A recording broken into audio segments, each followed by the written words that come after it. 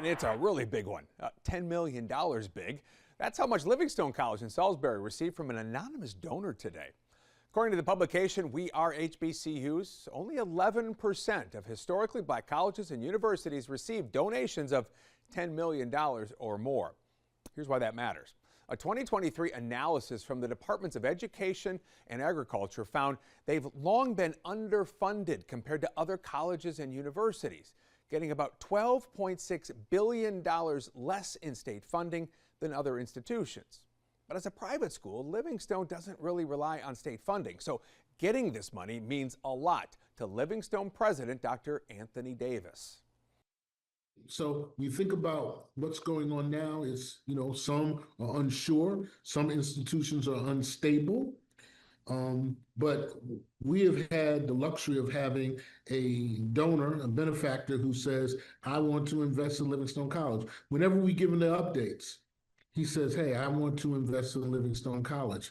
Think about that, doubling our freshman enrollment, bringing in an average class, a class where the average grade point average is 3.26, attracting top-tier scholars who are leaving other institutions in the state of North Carolina to come to Livingstone. Yeah, it's a big deal. We're told the money donated today will be used to make improvements to the university, and that is a big need. According to UNCF, nearly half of HBCUs need critical repairs. At Livingstone, it's campus buildings and infrastructure that need upgrades, from residence halls to dining facilities. And we've told you before about issues with mold and cold water in some of the residence halls. There was black mold everywhere, but there's small clusters of black mold on the ceiling, and it's small clusters in the closet. Now that we're coming back from break, we don't have any hot water. We are forced to go to another dorm room and take a shower and then walk back to put our clothes on. Yeah, part of the need for repairs due to those older buildings. Upgrading those can be expensive. Livingstone College has received federal grants in the past, most recently from the Biden administration, but they're never guaranteed. Now, private HBCUs can apply for federal loans, and that's what the college has done in the past. According to the Wall Street Journal, Livingstone borrowed $61 million between 2001 and 2015 for new buildings and renovations. Today's money allows the college to do it without taking out loans and going into debt. It's especially useful as their enrollment skyrockets. Well, the impact of the $10 million has enabled me to address some of the critical needs around infrastructure, to upgrade the campus.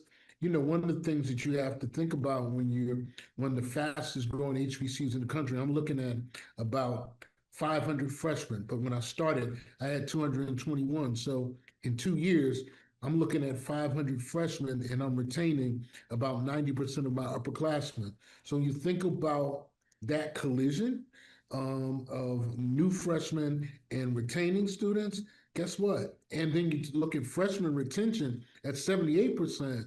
I don't have anywhere, I have places for my students, but space is going to be very, very limited, and we're going to have to work hard to get everybody a bed on this campus. Yeah, important to note here as well, this is the third $10 million donation Livingstone College has received from this donor. The first $10 million arrived last July. The second came earlier this year. All of them going towards these improvements. Big news there.